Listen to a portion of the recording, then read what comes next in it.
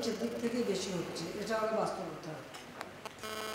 উৎসমুখ সেটা কোন জায়গায় কোন উৎসমুখ কয়টা খুঁজবে। আর তথ্যের ব্যাপারে যেটা বলবো যে এনবিআর যখন তথ্য দেয় সে হিসেব করে তার ট্যাক্স কত আসলো ওইটা বুঝে বলে। আর আমাদের ইসের থেকে বাণিজ্য থেকে যখন বলে তখন তারা কতটা রপ্তানি করতে বলো সেটা বলে। তা আজকে আমি যে একটা আপনারা জানেন যে একটা কর্মসূচিতে আমি ছিলাম, তখন ওই বাণিজ্য মন্ত্রীর সাথে কথা বললাম। আমি বললাম যে অন্তত পক্ষে এই যে তোমাদের একটা হিসাব যে আমার এত রপ্তানি হলো, আর এনবিআর হিসাব করে দেখে যে তার ট্যাক্সটা কতটুকু, রাজস্বকে কতটুকু পেলো, ওইটা কম হলে সে মনে করে যে কম হলো। বিষয়টা তো সেরকম না, এটার সামঞ্জস্য থাকা দরকার। কাজে ওটাকে ওইভাবেই দেখতে হবে যে এনবিআর তার ট্যাক্স কত পেলো বা রাজস্ব কত পেলো সেটার হিসাব দিয়ে সে বেশি থাকে। আর বাণিজ্য মন্ত্রণালয় ভাবে যে না তাদেরটাই ঠিক। তো এটা আজকে আমি কথা বলে আসছি, ওই যখন আমি যে যারা রপ্তানি ট্রফি দেওয়ার সময় যে এটা নিয়ে তারা বসবে, বসে একটা জায়গায় আসবে যে এরকম অন্তত যাতে না থাকে সেটা। আর একটা হচ্ছে যে স্বাস্থ্য থেকে শুরু করে সব জায়গায় দুর্নীতিটা এমন পর্যায়ে ছিল যে কোনো কাজই তো করা যেত না। সেক্ষেত্রে ধীরে ধীরে তো আমরা অনেকটা সহায় নিয়ে আসছি। আর কোভিডের সময় বিষয়টা ছিল, সত্যি কথা বলতে কি আমরা কতগুলি নিয়ম আছে, একটা জিনিস কিনতে গেলে টেন্ডার দাও, তারপরে সরকারি টাকা, ওইগুলি করতে গেলে পরে রুগী বাঁচানো যেত না। তখন আমাকে কতগুলি সিদ্ধান্ত নিতে হয়েছে তখন, যেটা ওই সমস্ত দরকার নেই। আমার এখন সিরিজ কিনতে হবে। এখন যদি আমি টেন্ডার দিয়ে যাই তাহলে ভ্যাকসিন দেবো কবে? আমি সোজা প্লেন পাঠিয়ে ছোট সিরিজ পাওয়া যায় না, বড়টা দাম বেশি, আমার দাম বেশি, আমার এখনই দরকার, আমাকে আনতে হবে। আমি 3 দিনের মধ্যে আমি প্লেন পাবো না, যা প্ল্যান কিনে নিয়ে 4 দিনের মধ্যে পাঠানোর জন্য নিয়ে আসবো। এখন যদি ওটার উপরে দুর্নীতি ধরতে চান ধরতে পারে, কিন্তু তখন আমার কাছে ছিল মানুষ বাঁচানোটাই হচ্ছে ফরজ।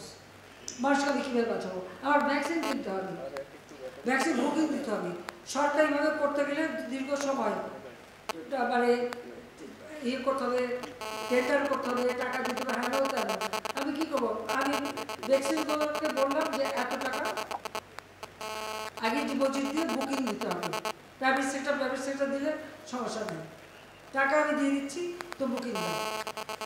আমি বুকিং দেওয়া না, ভ্যাকসিন রাখার জন্য আমার ফ্রিজার দরকার, -70 বা 75 এই ধরনের ফ্রিজার আমার অভাব, একমাত্র কিছু কিছু ফার্মাসিউটিক্যালে আছে, সেটা তো এনাফ না, কারণ আমাদের কিনতে হবে।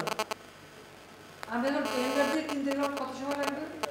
আর সোজা অনলাইনে বুকিং দিয়ে কোথায় পাওয়া যায়, প্লেনে করে উঠানো যেতে হবে, স্যানিটাইজার আনতে হবে, বিরাট মেশিন, প্লেনে আর ধরে না, ডিসমেন্টেল করে ভাঙে ভেঙে ওগুলি নিয়ে এসে এখানে লাগে, তারপর আমরা সাপ্লাই দিই, এইভাবে কাজ করেছে। এখন থেকে সব জায়গায় আর ওখানে কোন ড্রাইভার কত টাকা বানালো, করে বের করে আজকে ধরছি বলেই জানতে পারছে, এত কথা জানতে পারিনি। আমার বাসায় কাজ করে গেছে পিয়ন ছিল 400 কোটি টাকার মালিক, হেলিকপ্টার ছাড়া চলে না। হ্যাঁ, বাস্তব কথা, কি করে বানালো টাকা? যখনই আমি জানছি তাকে বাদ দিয়ে তার কার্ডটা সব সিজ করে আমার ব্যবস্থা আমি নিচ্ছি। এটা তো হয়, বাট এটা তো করে আপনারা এখন ধরার পয়েন্টে চোখে আসে, তাছাড়া তো হয় না।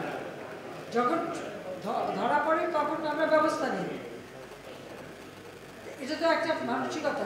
আরেকটা কথা আমি বলি, এটা শুধু আমাদের দেশে বলে না, সারা বিশ্বে যে দেশটাই অর্থনৈতিকভাবে উন্নতি হয় সেখানে কিন্তু এই ধরনের কিছু অনিয়ম কিছু লোকের হাতে চলে যায়, কিছু টাকা পয়সা যারা অপান্ত তাদের হাতেই চলে, তারা বানায়, তারা তো অপেক্ষা করে থাকে, এটা যুগ যুগ ধরে এভাবেই চলে আসছে। হ্যাঁ, এর বিরুদ্ধে ব্যবস্থা নিলে হয়তো সেটা কিছুটা নিয়ন্ত্রণ করা যেতে পারে। আর সাংবাদিকরা তথ্য জোগাড় করা এক জিনিস, আর ফাইল চুরি করা আর এক জিনিস।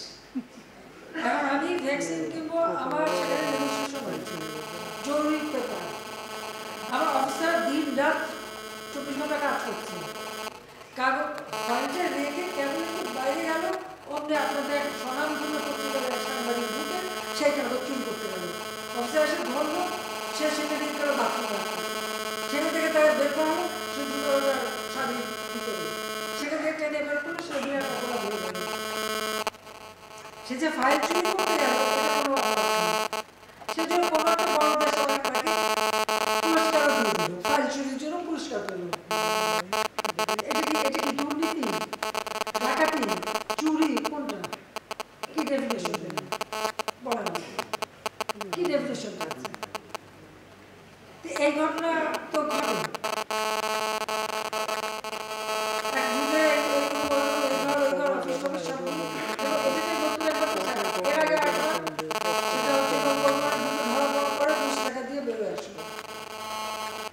যে আবার আরেকটা, তারপরে হিরো হিরোইন হয়ে গেল, ঘরে বলতে বসে বলতে এই হচ্ছে ধরা পড়লো, হিরো হয়ে গেল, অমনি একবার দেশের পুরস্কার পেল, আমাদের আন্তর্জাতিক খ্যাতি সম্পন্ন হয়ে গেল। যাবো কোথায় অথচ একদম ভুয়া মিথ্যা রেকর্ড করে ছেড়ে দিচ্ছে। আর একটা মানে তাকে মানে ইয়ে করা হচ্ছে, তারপরে আসলে অত্যাচার ছেড়ে হচ্ছে, কোথায় দাঁড়ায় করছে, রাস্তায়, ওখানে তাও দেখা যাচ্ছে লাইট পোস্টও দেখা যাচ্ছে, সে ওটা আপনার মাথায় নাই যেখানে দাঁড়াচ্ছে গাড়িতে অন্যটা ফেলে দিয়ে কোনো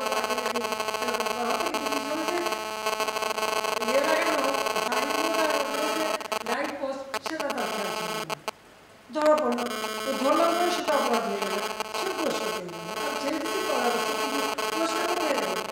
এই তো আমি যাবো, আমি যাবো সাহায্য করছি, আমি দেখছি এই যে কি কারণে